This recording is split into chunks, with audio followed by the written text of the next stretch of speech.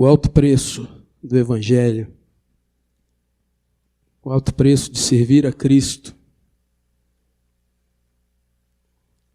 Lucas 14, a partir do versículo 25, nós lemos assim na palavra do Senhor: Grandes multidões o acompanhavam, e ele, voltando-se, lhes disse: Se alguém vem a mim e não aborrece a seu pai e mãe, e mulher, e filhos, e irmãos, e irmãs, e ainda sua própria vida, não pode ser meu discípulo. E qualquer que não tomar a sua cruz e vier após mim, não pode ser meu discípulo. Pois qual dentre vós, pretendendo construir uma torre, não se assenta primeiro para calcular a despesa e verificar se tem os meios para a construir? Para não suceder que, tendo lançado os alicerces e não a podendo acabar, todos os que a virem zombem dele, dizendo: Este homem começou a construir e não pôde acabar. Ou qual é o rei que, indo para combater outro rei, não se assenta primeiro para calcular se com 10.000 homens poderá enfrentar o que vem contra ele com 20.000? Caso contrário, estando outro ainda longe, envia-lhe uma embaixada pedindo condições de paz. Assim, pois, todo aquele que dentre vós não renuncia a tudo quanto tem, não pode ser meu discípulo. Vamos orar mais uma vez? Baixe sua fronte.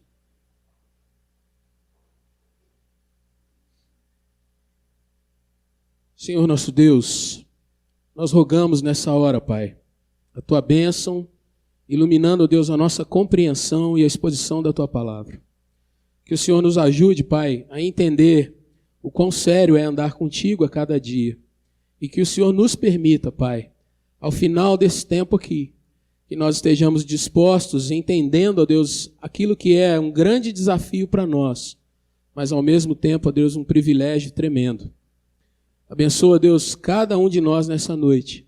Que Teu Santo Espírito nos ilumine, nos guie, para a honra do Teu nome que nós oramos, no nome de Jesus. Amém, Senhor.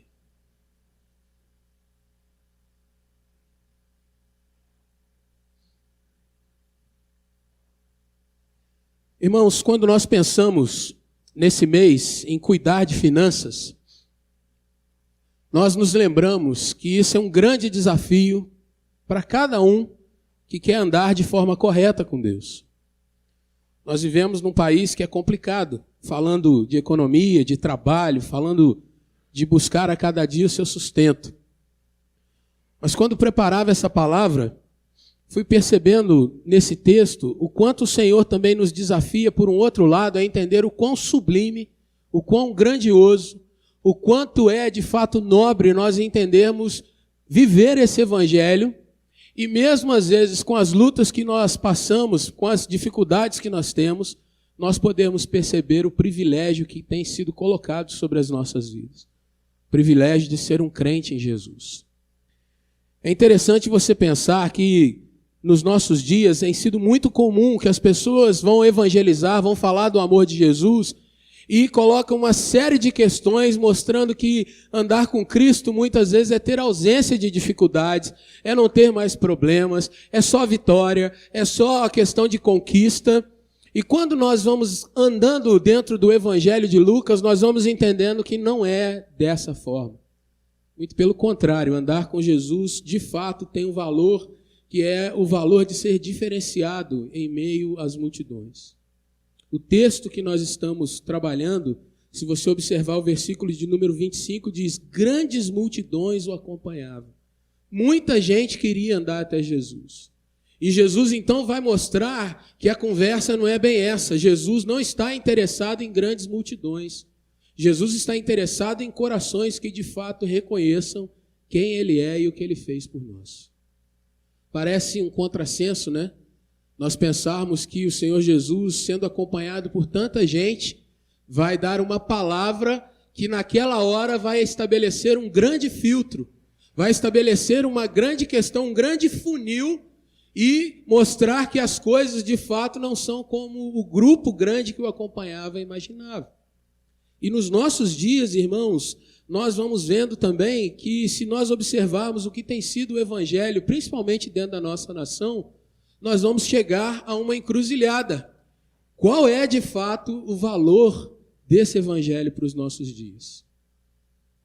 Se você abrir um pouquinho antes aí, no início do capítulo 14, você vai ver que Jesus é convidado para estar na casa de um homem muito rico. Versículo 1 do capítulo 14 diz isso. Ele é chamado para estar na casa de um dos principais fariseus. Fariseu era alguém que tinha uma liderança religiosa e uma penetração muito profunda na sociedade da época. E Jesus andava entre os ricos, entrava na casa deles e comia com eles. O versículo vai mostrar isso. Porém, irmãos, do capítulo 14, versículos 1 a 6, Jesus vai mostrar que o evangelho, de fato, nos dá a condição de nós observarmos coisas que a sociedade muitas vezes despreza. Jesus está dentro daquela casa e o versículo 2 mostra que diante dele achava-se um homem hidrópico. Ele tinha um problema cardíaco, era uma pessoa que possuía braços, pernas inchados. E essa doença, a hidropisia, é a causa principal do que a gente chama de insuficiência cardíaca. Era alguém com a saúde debilitada, estava ali no meio das pessoas, e se você reparar o que está escrito no versículo de número 7, as pessoas estavam procurando os melhores lugares para se assentarem, eles queriam o lugar mais perto do dono da casa, que é um lugar de proeminência, mas eles não observavam o que acontecia com alguém que estava ali no meio deles e estava adoentado. Jesus, então, versículo 3, vai se dirigir aos intérpretes da lei, olhando para aquela situação, e ele joga uma questão que vai mostrar, olha, a sua religiosidade, a sua convenção religiosa permite que eu faça algo nesse dia, que era um sábado? Jesus, então, não tendo nenhuma resposta deles, que é o que diz o versículo de número 4, ele olha para aquele homem, ele o cura e o despede. E Jesus, então, para mostrar que o crente, o evangelho, nos dá uma visão que geralmente a sociedade não tem, nós olhamos aquilo que muitos desprezam. Jesus não só age curando aquele homem, como ele traz uma questão mostrando o que muitas vezes há o valor no coração das pessoas. Versículo 5. Qual de vocês, se o filho ou o boi cair num poço, não o tira lá logo, mesmo sendo um dia de sábado? Às vezes, irmãos, nós olhamos para as nossas vidas diante do Senhor e não temos a percepção diferenciada do que a sociedade tem, do que o nosso povo tem. Às vezes nós olhamos com os mesmos olhos, os mesmos desejos, as mesmas questões. Jesus não olhou para isso, ele olhou para um homem que necessitava ser transformado, alguém que precisava ser curado. Mas a coisa continua. E Jesus, então, a partir do versículo 7, irmãos, até o versículo 14, ele vai dar um conselho para o dono daquela casa. Ele vai mostrar, irmãos, que percebeu que as pessoas queriam os melhores lugares. E aí Jesus, então, lhes propõe uma parábola. Olha, quando vocês forem convidados para um casamento, não procura sempre o lugar de destaque, aquele que todo mundo, de repente, imagina como sendo o primeiro lugar, o lugar mais bonito, ou aquele que você tem um certo privilégio. Seria como se fosse nos nossos dias, irmãos, nós vamos a algum lugar, queremos tirar uma selfie com alguém que é alguém destacado. E no outro dia, ou dali a poucos minutos, a gente vai jogar para uma rede social. Olha com quem que eu estou. Olha quem está aqui do meu lado. Olha só como é que eu estou perto de alguém importante. E a gente vê que isso muitas vezes só traz para nós mesmos algum sentimento de se achar diferenciado. E Jesus então vai dizer, olha, não procura isso para a sua vida. Em primeiro lugar, vai para um lugar onde você fique mais tranquilo e tudo, e espera, se você for chamado para estar num lugar de proeminência, você não só será, de fato, reconhecido como alguém que é próximo das pessoas de mais honra, de mais importância, mas você, de fato, vai ver que aquele que está caminhando normalmente, aquele que se humilha, ele vai ser exaltado no momento certo, na circunstância certa. É o que ele diz a partir do versículo 11. Todo o que se exalta será humilhado, e o que se humilha será exaltado. E Jesus está falando isso para o dono daquela casa.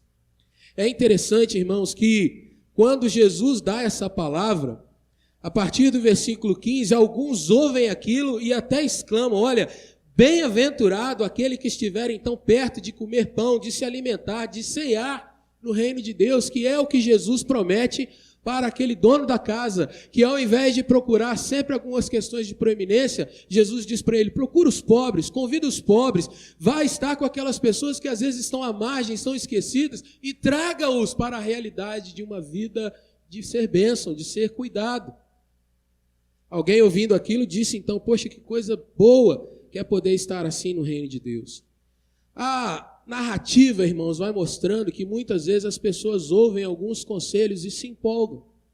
As pessoas ouvem algumas palavras de bênção e querem entrar naquilo ali sem entender de fato qual é o custo, o que vai acontecer para que aquilo seja uma realidade. Muitos têm estado dentro da igreja, irmãos, às vezes querendo algum tipo de vantagem, quando não é isso que o reino de Deus é prometido na sua essência. Jesus, então, propõe para aqueles que disseram aquelas palavras algumas questões que a gente vai vendo o quanto perto de nós podemos fazer escolhas ou estabelecer prioridades que são erradas. Veja a partir do versículo 15, quando ele diz assim: ouvindo tais palavras, um dos que estavam com ele à mesa disse-lhe: bem-aventurado aquele que comer pão no reino de Deus. Ele, porém, respondeu: certo homem deu uma grande ceia e convidou a muitos. Ele está falando das bodas do Cordeiro. Mas na hora da ceia, enviou o seu servo para avisar os convidados: vinde, tudo já está preparado. E não obstante, todos a uma começaram a escusar-se, ou seja, a dar desculpas. Disse o primeiro: eu comprei um campo e preciso ir vê-lo. Rogo-te que me tenhas por escusado. Outro disse: comprei 5 juntas de bois e vou experimentá-las. Rogo-te que me tenhas por escusado. E outro disse: casei-me e por isso não posso ir. Voltando então o servo, tudo contou ao seu senhor. E então, irado, o dono da casa disse ao seu servo: sai depressa para as ruas e becos da cidade, traze para aqui os pobres, os aleijados, os coxos e os cegos.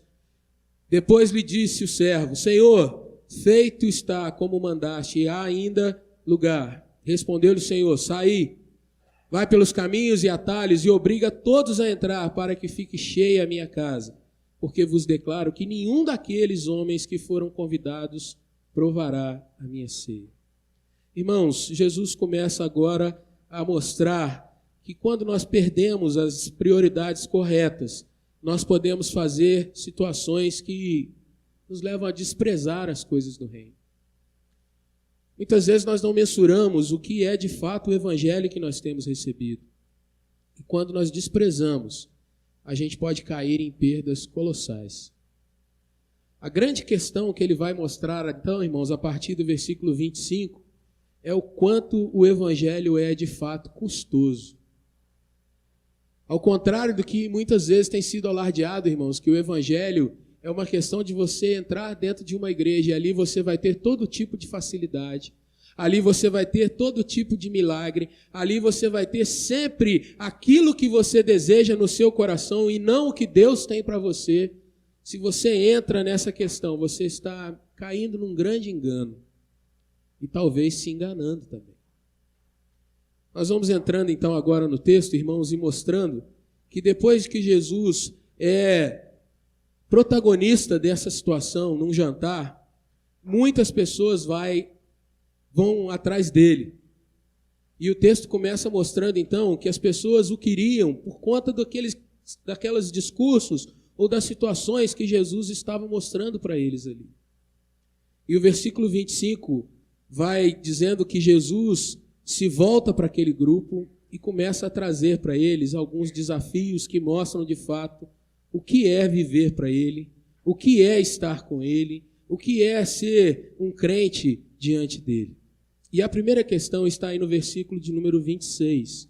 Jesus diz assim: se alguém vem a mim e não aborrece a seu pai, mãe, mulher, filhos, irmãos, irmãs e ainda sua própria vida, esse não pode ser meu discípulo. O que eu aprendo, irmãos, com esse versículo é que o preço do evangelho, viver para Jesus Cristo, é estar realmente passível de contrariedades, de autonegação e de rupturas na nossa caminhada. O texto, irmãos, a palavra aí, aborrece, ela tem o significado de você amar menos. Aborrecer, e literalmente no seu original está escrito odiar. E aí a gente pode cair até numa incompreensão desse texto, ou numa tradução que venha nos colocar em prejuízo, que é de você pensar assim, que por Cristo você vai odiar alguém. E não é isso que o texto está dizendo. O texto está trazendo a questão de que quando nós nos entregamos, nos colocamos sobre Cristo Jesus, de fato, irmãos, nós vamos entendendo que tudo aquilo que muitas vezes é uma grande bênção na nossa vida, tudo aquilo que é muito caro, tudo aquilo que é muito custoso, tudo aquilo que tem muito valor para conosco, pode ser em determinado momento algo que se levante contra a presença do Evangelho nas nossas vidas. Os mais antigos aqui vão poder compreender melhor isso. Quando o Evangelho era de fato uma minoria que o seguia. Quem tem o pai, o avô ou um bisavô que conheceu o Evangelho, pode contar para nós, irmãos, que a escolha ou a caminhada por andar debaixo da mente de Cristo trouxe muita incompreensão familiar, trouxe muita luta, trouxe muita rejeição. Até hoje, em determinados lugares do país, as pessoas dizem assim, você vai sair da nossa lei e vai para a lei dos crentes. Até hoje, em alguns lugares, irmãos, as pessoas dizem assim, você vai cair nesse tipo de situação. Nós vivemos até aqui numa vida de religiosidade, numa vida em que a gente cumpre com os requisitos que a nossa lei, a nossa religião estabelece. Você vai mudar isso para a sua vida? Como eu e você vivemos, irmãos, numa sociedade mais ou menos aberta, né? Alguém que já se diz mais modernizado, enfim, algumas pessoas tratam isso com desdém, com desprezo. Se há alguém aqui nessa noite que não tem a sua família dentro da fé cristã, dentro do protestantismo, dentro da fé reformada, você pode muitas vezes observar como alguns te tratam com desprezo pela sua fé. Alguns olham para você e te tratam como alguém que é meio tolo, porque na realidade você está indo na contramão, você está indo de contrariedade ao que eles pensam sobre a vida com Deus. Muitos até dizem, por que isso? Todos os caminhos levam até o Senhor. Fé é tudo igual. Por que você tem que ser assim? Por que você se coloca num nível que parece que você está se distanciando da casa? As pessoas querem festejar, as pessoas querem celebrar as suas datas, você não faz parte. As pessoas vão para uma festinha, é alguma coisa assim que é da nossa tradição, é o folclore, e você não participa disso. Por quê? E aí, irmãos, chega o momento em que a gente tem diante de nós a questão de estabelecer o que é de fato mais importante, agradar ao Senhor ou agradar a outrem. Fazer parte do dia a dia de pessoas e familiares nossos que nós amamos, que nós queremos bem, mas que nós sabemos que ainda não conhecem o Senhor e que talvez dependam do nosso testemunho para que eles se convertam, ou de repente abrir mão daquilo que o Senhor Jesus coloca para nós e nós vamos ser aceitos. Nós vamos ser aqueles que dizem, esse é crente, mas ele é gente boa. Esse é crente, mas não é igual aqueles outros crentes. Não, ele é esclarecido, ele tem a mente aberta, ele é alguém que caminha conosco.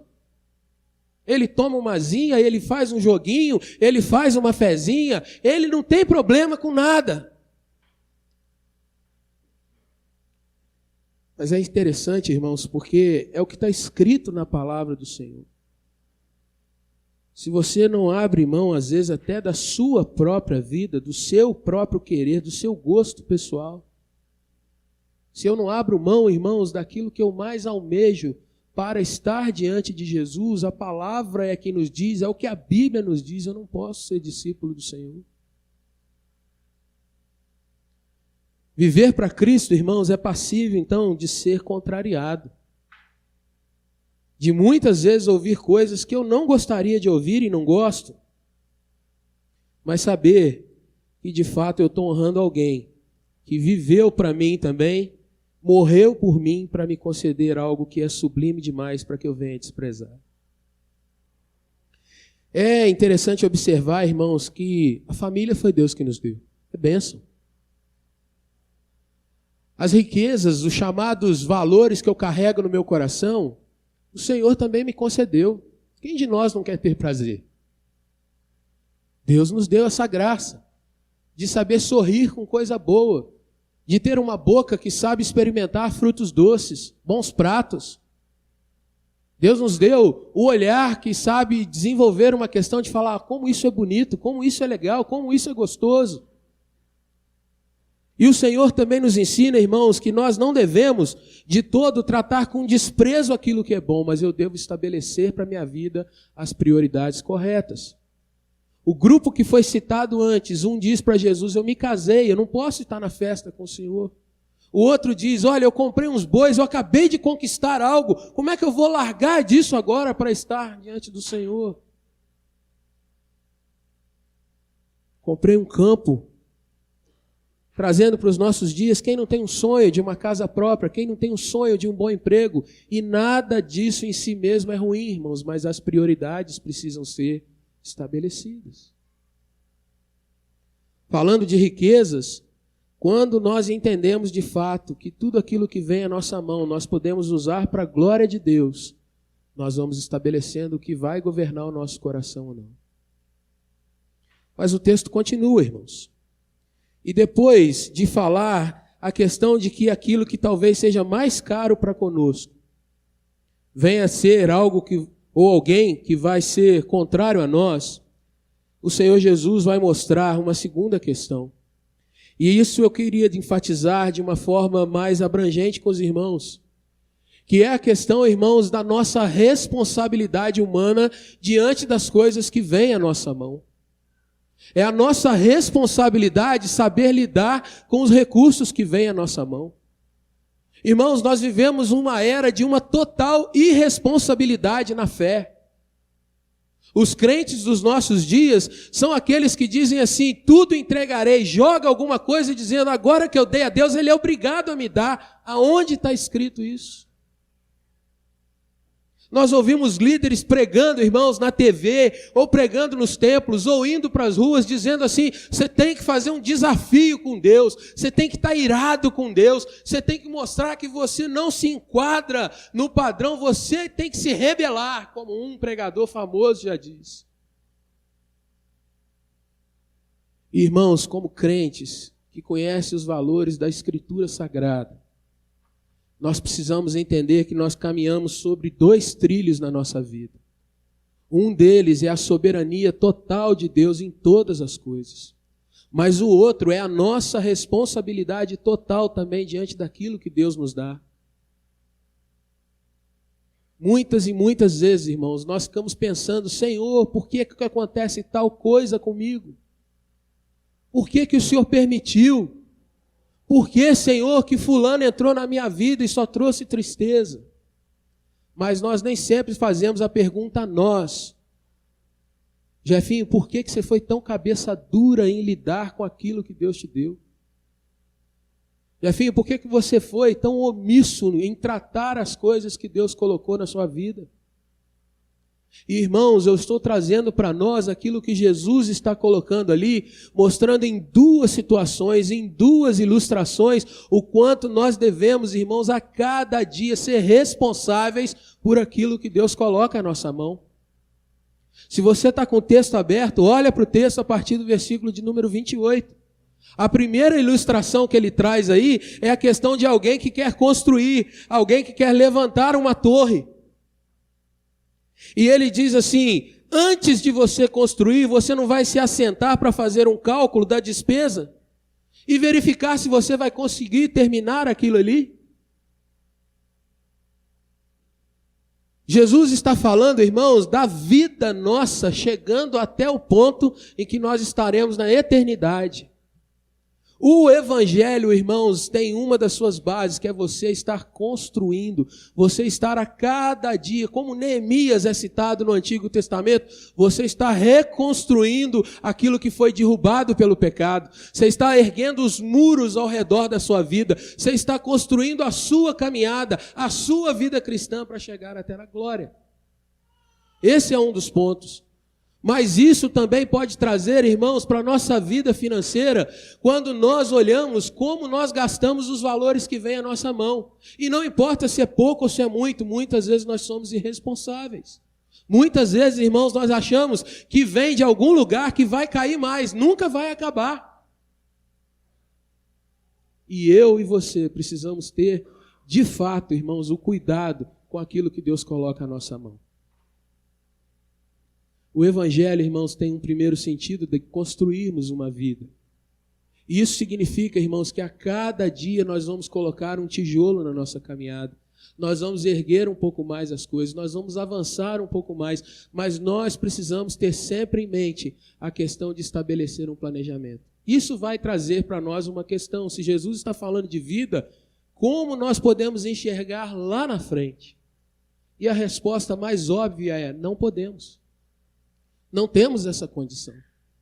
Mas louvado seja o Senhor Jesus, porque quando nós nos entregamos a Ele, Ele nos toma pela mão e Ele vai nos conduzindo em sabedoria dia após dia. O Espírito Santo do Senhor está sobre nós, sobre a igreja do Senhor, sobre a nossa vida, para que dia após dia, irmãos, nós tenhamos sabedoria, nós vivamos o dia de cada vez, nós tenhamos, irmãos, realmente a graça de saber que é Ele quem nos conduz até o objetivo final. Paulo, escrevendo a sua carta aos Filipenses, ele diz: aquele que começou a boa obra, ele vai levar vocês até o cumprimento dela.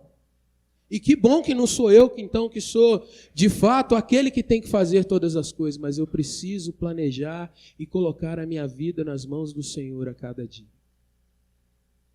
Paulo, escrevendo aos Colossenses, ele diz: tudo aquilo que te vem à mão para fazer, faze-o da melhor forma para o Senhor, sabendo que é assim que você vai honrá-lo.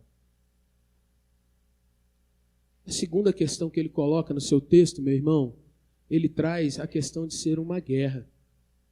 Lá em cima, Jesus falou da questão de aborrecer, de amar menos, de dar prioridade a Ele, mesmo em relação às coisas que eu mais amo. Agora ele volta a falar de uma guerra onde um general, ou um rei, ou um comandante, ele vai ver a tropa que ele tem, ou seja, ele vai ver as capacidades que ele tem, ele vai ver, irmãos, aquilo que ele pode realizar.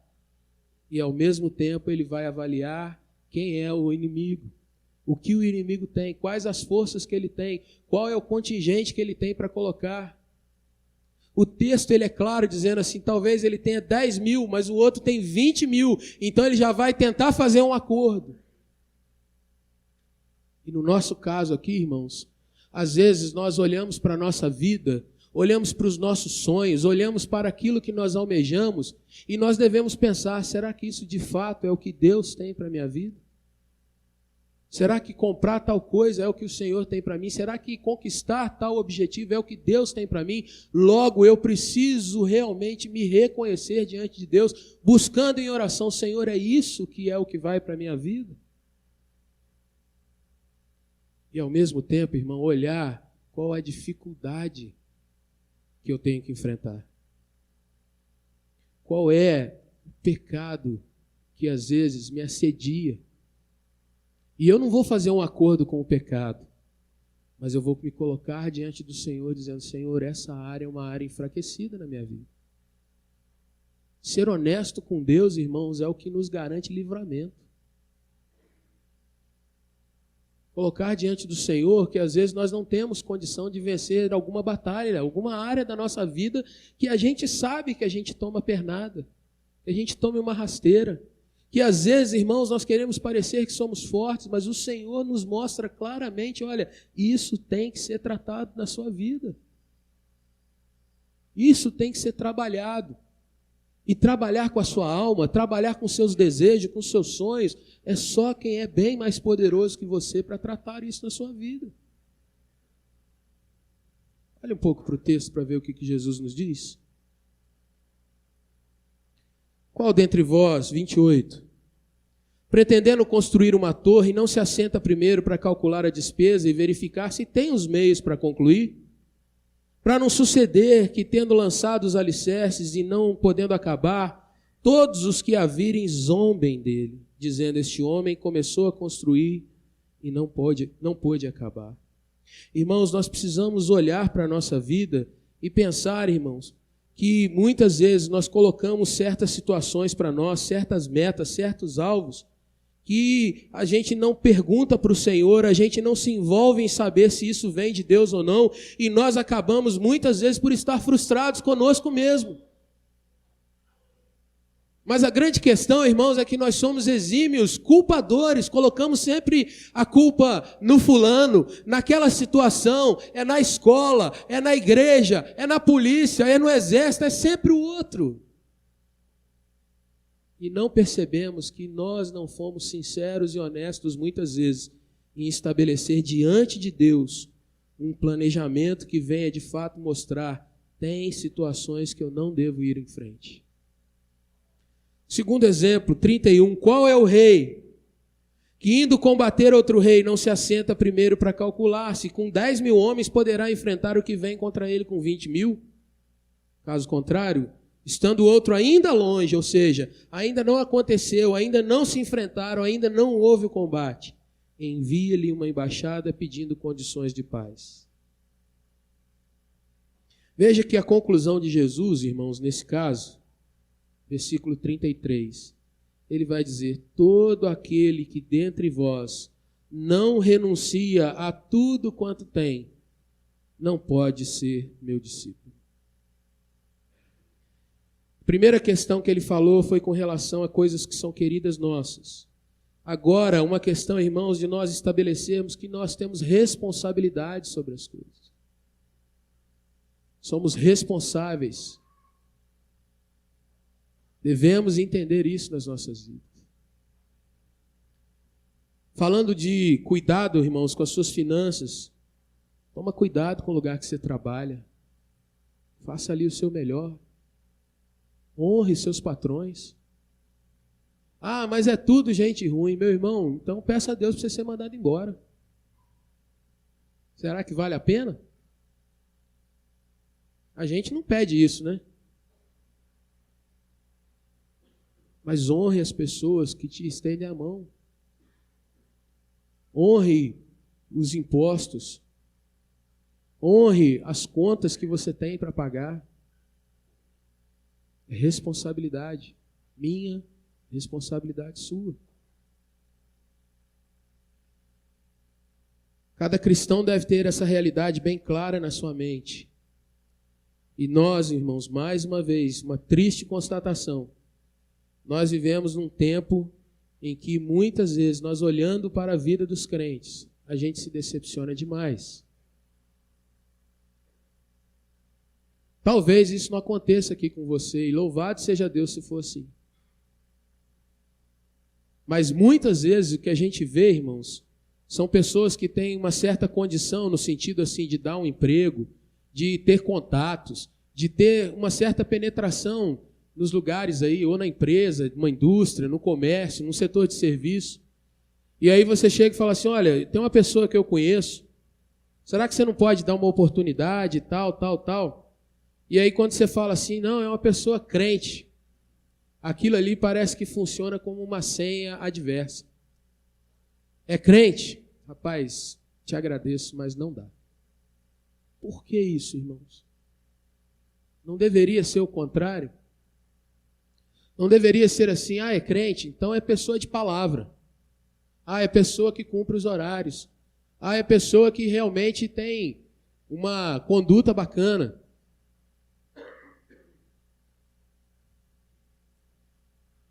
Mas se eu estiver falando alguma mentira, você tem toda a liberdade para se levantar e falar que eu estou mentindo.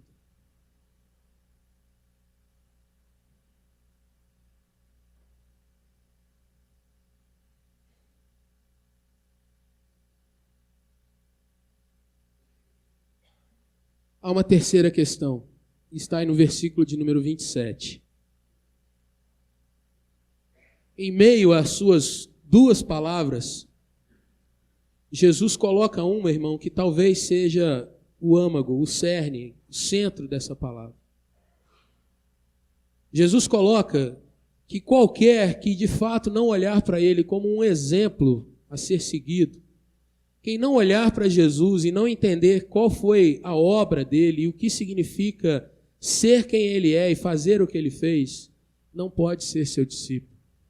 E trazendo isso para uma realidade muito mais clara, irmãos, a verdade é, se você não sabe quem é Jesus, se você não sabe o que é a pessoa de Jesus Cristo, se você não entende quem é o Filho do Deus vivo, aquele que é eterno, aquele que tem todo o poder sobre si, tem toda a glória sobre si, e se você não entende a obra dele, que é tendo toda essa glória, tendo todo esse poder, ele deixa isso para estar a serviço, para estar se humilhando, para se colocar como um de nós, passar tudo o que nós passamos e não desistir disso. E como diz Paulo escrevendo aos Filipenses, ele vai até o último estágio de humilhação por cada um de nós, e dali ele ressuscita indo à glória. Ou seja, se você não entende o que Jesus de fato viveu e fez, você ainda não compreendeu o que é ser discípulo de Cristo.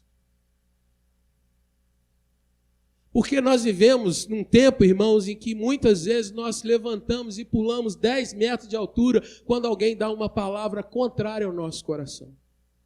Nós nos irritamos, nós praguejamos, irmãos, se alguém realmente nos trata como a gente não gostaria de ser tratado. É muito fácil você observar pessoas, irmãos, que se você levanta uma palavrinha que seja contrária ao que ela pensa, essa pessoa te despreza, ou ela te xinga, ou ela fala mal de você.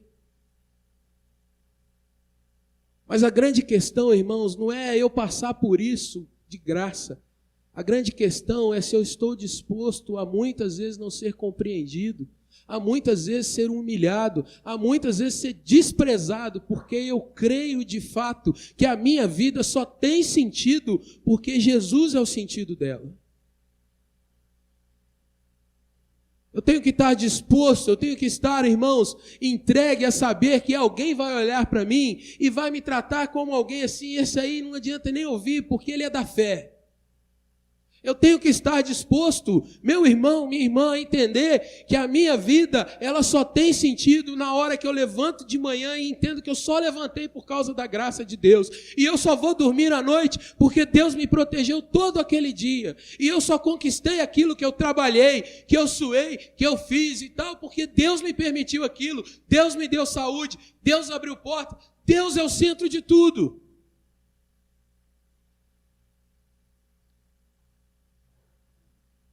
E Jesus diz isso, se você não tomar a sua cruz, e aí ele vai reforçar o que nós falamos anteriormente, a sua cruz, não é a cruz do outro ou daquele que vem, é sua responsabilidade.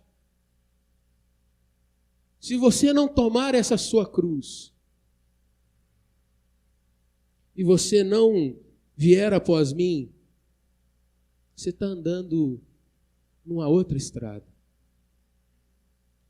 A expressão tomar a sua cruz, irmãos, é um indicativo do tempo de Jesus. Qualquer um que fosse crucificado ou condenado à crucificação, ele tinha que carregar a madeira, ele que tinha que carregar o poste até o local onde ele seria crucificado. Por isso Jesus diz, você tem que tomar aquilo que é a sua história.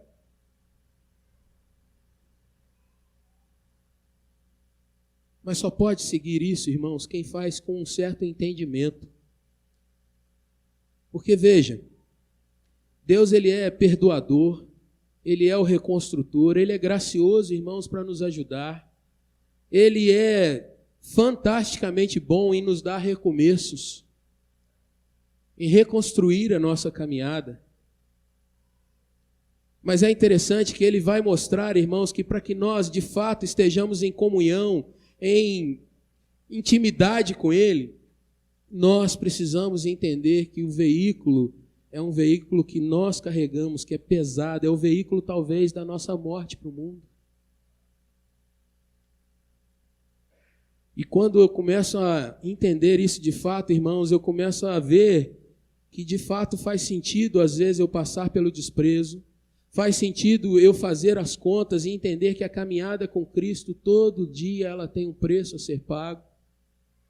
E que a caminhada com Cristo é sempre olhando para Ele à frente e sabendo que se Ele passou por tais coisas, talvez eu tenha que passar também. Se ele muitas vezes entrava num lugar, as multidões o acompanhavam, mas quando ele falava a palavra da verdade, as multidões se afastavam, as pessoas o deixavam. Talvez isso vai acontecer comigo também. E eu gostaria, irmãos, do fundo do meu coração, de estar trazendo uma mensagem para você, dizendo que você pode tudo, que você pode pular para a direita, para a esquerda, por todo lado, você é abençoado, você tem um toque de Midas, tudo que você toca vira ouro. Mas isso seria uma grande mentira pregada para você. Porque a grande realidade nossa é uma realidade de entender, irmãos, que o cristão verdadeiro, ele é servo. Servo da Bíblia, que é a última palavra nas nossas caminhadas. Ele é servo do Deus vivo, que pode muitas vezes colocar situações nas quais eu vou dizer: Senhor, de novo? Senhor, com essa pessoa? Senhor, eu tenho que passar por isso? E ele vai dizer simplesmente: toca o barco. Porque eu tenho compreendido que ele é o meu Senhor. Não sou eu que sou o Senhor. Porque eu tenho compreendido que se ele passou pela cruz para que eu tivesse vida, eu já tenho a certeza de vida eterna. Logo, nada que venha sobre mim nessa vida será maior do que o privilégio que ele tem guardado para mim na eternidade. Nada será maior, irmãos, do que poder reencontrar os crentes que vieram antes de mim e pregaram esse evangelho. E não um evangelho de futilidades, não um evangelho que diz que eu tenho que ser aqui e agora o maioral dos maiorais. Isso não é evangelho. Gostaria de concluir essa palavra dizendo que quando você toma a cruz, como está no versículo de número 27, você vai chegar a uma conclusão de que muitos outros tomaram a cruz junto com você, que é a igreja do Senhor. E aqui entra, meu irmão, minha irmã, um meio para aqueles que querem recomeçar as suas caminhadas. A igreja, ela deve ser, meu irmão, de fato, o maior referencial para as pessoas que buscam viver o evangelho e cuidar das suas finanças à luz da palavra de Deus. Uma igreja que olha para a palavra, ela não vai ser uma igreja de ostentação, mas ela vai ser uma igreja de reino. Ela não vai ser uma igreja que vai mostrar para a cidade a última construção, a última grande obra vultosa para dizer: olha, aqui está o poder de Deus. Muitas vezes ela vai ser irreconhecida por isso, mas ela vai ser conhecida por Deus por uma questão de visão de reino, de plantar o evangelho onde ninguém quer investir, mas ela ali está colocando a sua oferta, colocando o seu sustento, colocando as suas orações, colocando o seu incentivo. Isso é missão. Isso é igreja missionária. É a igreja que ama aqueles que ninguém ama, como o texto diz lá em cima, quando Jesus diz: chama para a festa aqueles que ninguém quer convidar. Uma igreja, irmãos, não é de ostentação, mas visão de reino, porque ela vai ser aquela que divide o que ela tem, ainda que não seja muito, ela sabe abençoar as pessoas. Quantas vezes, irmãos, gente perto de nós está passando por lutas, mas se nós não temos o olhar e a cruz sobre nós, nós desprezamos pessoas que às vezes sentam no mesmo banco que a gente e estão passando por grandes apertos.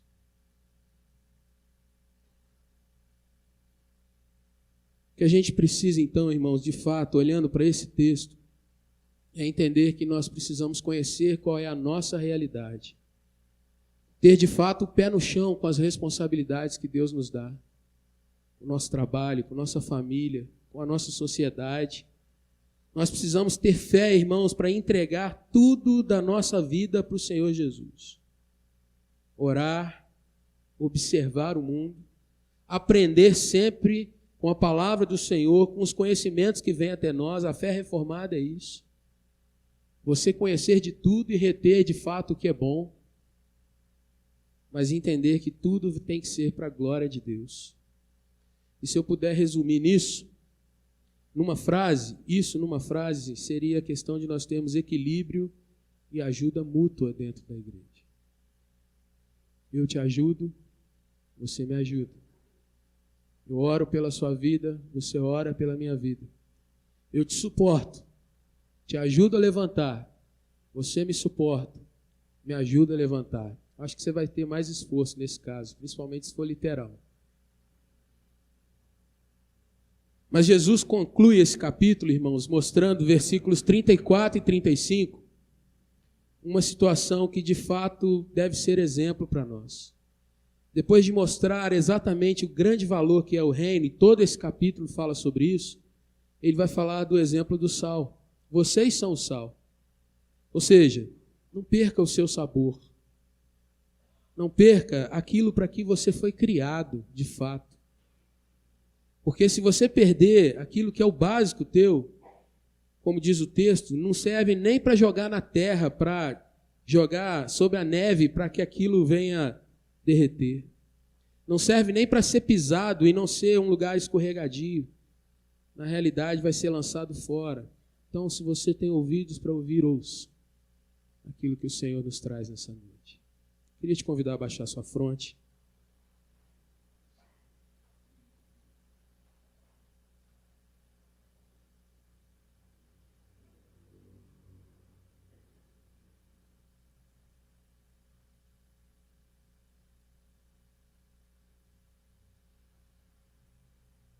Gostaria que você pensasse um pouquinho nessa palavra que você ouviu.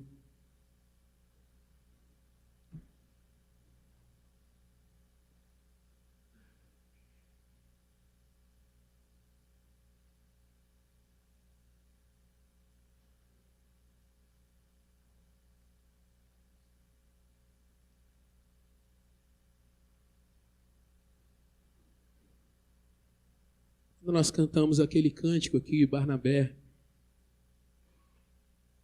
a primeira frase da canção diz: não fica bem a gente passar bem e o outro carestia. Ainda mais quando a gente sabe o que tem que fazer e não faz. Essa é a primeira questão que eu gostaria que você estivesse orando nessa hora. Qual é a sua participação dentro do reino? Qual é o seu chamado que Deus te deu para você evidenciar a presença dele, o valor desse evangelho na sua vida? E aí eu gostaria de convidar você a pedir a Deus que usasse a sua vida para abençoar outras pessoas, que usasse a sua vida para que de fato o evangelho brilhe através de você. Não sei como é que anda a sua família, não sei como é que anda o seu trabalho, as pessoas que você conhece, eu não tenho o menor conhecimento disso. Mas Deus conhece, você conhece. E se você pedir isso, o Senhor vai te usar para ser bênção na vida de muitas pessoas. Das mais diferentes formas possíveis. Uma segunda questão, essa é bem mais profunda, é você entender se de fato você tem abraçado um evangelho que às vezes é penoso, é pesado. Se você conhece Jesus de fato, ou se talvez você tenha vindo ser um mero frequentador de igreja. E eu queria te dizer no nome de Jesus, não sai daqui sem colocar sua vida diante do Senhor. Porque se você não ouviu nada da palavra, mas você sair daqui sem Jesus, você está saindo perdido. E o meu apelo para o teu coração é: abra a sua mente para o Evangelho de Cristo. Não é fácil, mas o Senhor Jesus disse que aquele que vem até Ele de modo nenhum seria lançado fora. E Ele quer mudar o teu coração. Ele quer te dar uma esperança que vai além das coisas dessa vida. Então, em nome de Jesus, abre o teu coração.